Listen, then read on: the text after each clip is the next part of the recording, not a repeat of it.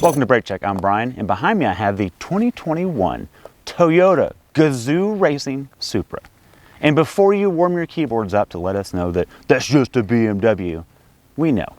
We do this. We know it takes air through the same inline six that BMW uses in the M3 and the M2 and a few other pieces. We know it shares the same ZF 8-speed that, well, everyone uses, and it's great. We also know that Toyota knew the masses today don't care about sports cars, not in volume. They want crossovers that drive themselves to Starbucks, won't spill the Starbucks once they get it, and makes fuel as much as possible while feeling as numb as possible. So they went to some good partners that knew exactly what they were doing, and that's why they ended up with BMW. They took their ingredients, but they made their own meal. Let's check it out. Brian got the keyboard warriors warmed up about the whole BMW part. Look, I get it. But let's move on to the interior. There's the second biggest gripe about this car is that the wind buffets when the windows are down. Of course the wind buffets when the windows are down. Are you kidding me? That's your gripe? Roll the windows up. But there's some other BMW bits that are a little frustrating, but you have to temper that with what is this car? This car is a sports car. It is not a GT, it is not a luxury car, it is not a cruiser. It's a sports car and it's focused on that. But and that's the problem. The non-sports car stuff in this car are a problem when it comes to infotainment, phone holders, cup holders, dual zone auto climate controls. There's some issues. The infotainment is so clunky and non-intuitive, I gave up on trying to figure things out. I just gave up. Most cars, we figure it out by the end of the week that we have it. The phone holder, yeah, it's there and it charges, but good luck trying to get it. Cup holders, oh, they hold cups. And look, you can reach everything on the infotainment until you put a cup in it. Now I can't hit anything. So, and that's the problem with this car. There's the non-sports car stuff don't work so well. Now, the sports car stuff work excellent. That same phone holder that I just complained about, make sure it doesn't go anywhere when I mash the throttle. The steering wheel fits perfect in your hand. The pedals are perfectly placed. The seats bolster you in just the right spot. So when you're hustling this car, when you're actually using it for a sports car like it is, it's what it's supposed to be. And with that, let's move to dynamics. This sounds like Johnny Tran's car from Fast and Furious. Hey, F9 just came out. I think we should film F10. Deal. Let's go. Hit it. Ooh, baby. Oh, yeah. And 60 and brake check. Brake check. That was effective. I want to say everything about this car seems to be underrated. When it comes to 0 to 60 times, quarter mile times, horsepower. All of it. Yeah, all of it. Look, okay, let's just get it out there. Yeah. This is rated at 382 horsepower, something like that. So they say. Bold-faced bull. There's no way it makes that little. Making. Yeah. There's no way this makes less than 400 horsepower. No way. No way. And torque, by the way. Right. So part of the reason it feels so fast is that it's obviously a silky smooth inline six, which is a great thing. We want more of those. Beautiful. We need more of that. And we'll get into that more in just a second. But it's twin turbocharged. And they've tuned the turbo in such a way that the power band swells and never stops.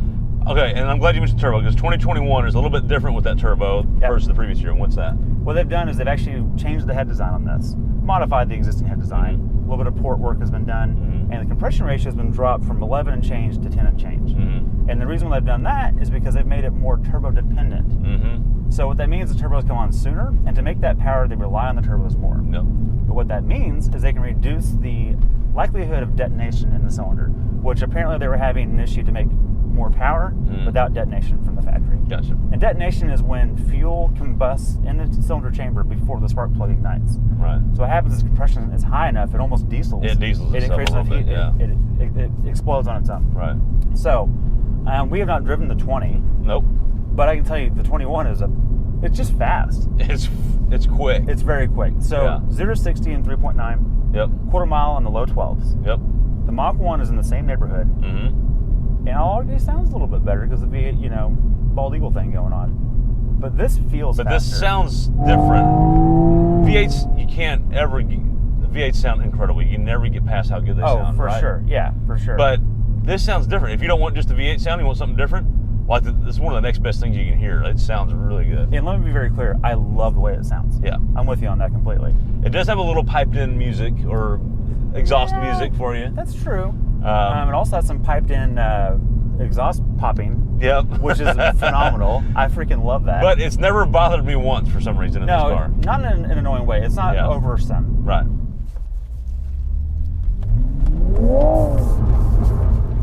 Yeah, it just goes. Very twitchy. A lot of it's these tires. They're on and off. Yeah. Although, yeah, that's true. They're on and off and they grip really well, but when they let go, they're gone. You let it go, it's over. You had some handling comments. Yeah, so look, all my gripes with this car always end up back to the sports car part of it. This is a sports car / track car. And there's always trade-offs. Yeah, sure. Because engineers have to decide, look, do I want this thing to turn in well or do I want it to handle well on the highway? Like, there's always a trade-off. And so a little bit of that is you get some tram lining with these particular tires anyways on this setup. Right. And which is not the worst. It's not really bad, but there's some other cars. A little bit. There's some other cars we've driven recently that are more GT and they're less sports car-y. Right. And there's a little more better balance, I think. But there's probably a trade-off on the track. So there's and that's just it. This car doesn't make any attempt to be a Grand Tourer. It's not, no. Whereas the C8 Vet is actually quite a good Grand Tourer. Great Grand Tourer. The Mustang is a great Grand Tourer. Yeah. Right? The Miata's not. No. But it's a little more engaging driving and still doesn't tramline. Yeah. It doesn't need a tire that big. In a weird way, this almost compares more and better to a Miata than it does the Mustang or a C8. And I mean that in its focus. Now, this is like a hulked up, been to the gym, steroided out Miata is what this is. Yeah, it's a Miata with a nuke under the hood. Yes. Yeah, no question about that. So. And lastly on dynamics, so you mentioned handling. This reminds me of the Shelby 350 a little bit. It does. And that it also tramlines, and the steering is magic. It is. And just for reference, this entire steering system is straight out of the BMW M2. Yeah. Dropped right in here. Which is a good thing to steal. It is. It's not the most communicative, but most aren't these days. Right. But the turn-in is just immediate. There's just never any delay at any speed. It's there. Right. Really happy with that. The Mustang doesn't have that on its side. Right. While it's pretty good, it's not the Mach 1 at least. Right. The Shelby has that for sure. Absolutely. Okay. Overlanding? No. The problem is the sub box. It's just not. It's not really going to happen. Look, I tried to put some golf clubs in here. It worked. Yeah. It worked. It literally works better in the Corvette with the mid-engine. Right. With the mid-engine. I know. Right. It's bizarre. Yeah. So I mean, it works, but yeah. So if you're a golfer and avid, stick and ball, just don't bring anyone else with you. You'll be okay. Oh, you put it right here. That's what I did. Okay. Look, there's a sub box back here. So for the aging tuner enthusiast, this is your jam. Hipster score. 3, 2, 1, 3. Okay, 2. Interesting. You scored it much lower than I expected. I scored it low because it doesn't get retro points because it looks like a Japanese superhero from the future. Okay. It doesn't have the retro score on it. You can't overland it. It's a sports car, so it's not going to be great anyways. Not a Raptor, Apple CarPlay. That's it. Okay. The only thing that gives me, I gave it one more point because it's not a V8, so it may be a little less concerned about you killing the planet. Well, and you can get, all kidding aside, the 2020 model got 34 on the highway. The 2021 model gets 32 on the highway. 30 miles per gallon on the highway is actually quite incredible for what this car does. And we've been driving this like a press car for a week, and we're getting 21. No matter what we do, we're getting 21. So the Mustang got nowhere near that. No. So anyways, I'll give it a 3. Okay. You know who this car's for, Brian? I don't. Please tell me. That's what I'm here for. This car is for those that want to own a BMW but are afraid BMW is not going to back it up. Yep. You know what Toyota does? For all their faults and all the quibbles we have, Toyota does one thing really well. They stand behind their product better than any other car manufacturer on the planet. They will fall on their sword before they let a car have a problem. I mean, you can you go back. Look, there's a lot of beefs about their frames and their trucks and some other recalls. Okay, but you know what they do? They fix them. They replace the freaking frame on an old car or old truck. Who does that? You have an example. You had a minivan, Sienna.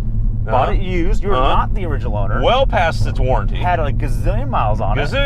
And they sent you a letter and said, "Dear sir, I'm sorry, your dash might be cracking. Let us replace that for you." They replaced the entire dash. I didn't even complain about it. I didn't have an issue with it. That's incredible. So, anyways, if you're worried about any of the BMW stuff not working on this, don't worry, Toyota will back it up. They got it covered. So in fact, anyways. I would argue this is the safest BMW purchase you can make. And that's who this car is for. Exactly. And on that note, thanks for watching. Check us out on BrakeCheckShow.com. Mm-hmm. Stay tuned for more car stuff, more burnouts, more launches. Yeah, those are good. Yeah, I like those. Yeah, I like it. Thanks for watching. If you like this episode, hit the like. If you don't, hit the don't like. That's pretty much it. See you next time. If you don't like Brian, hit the down.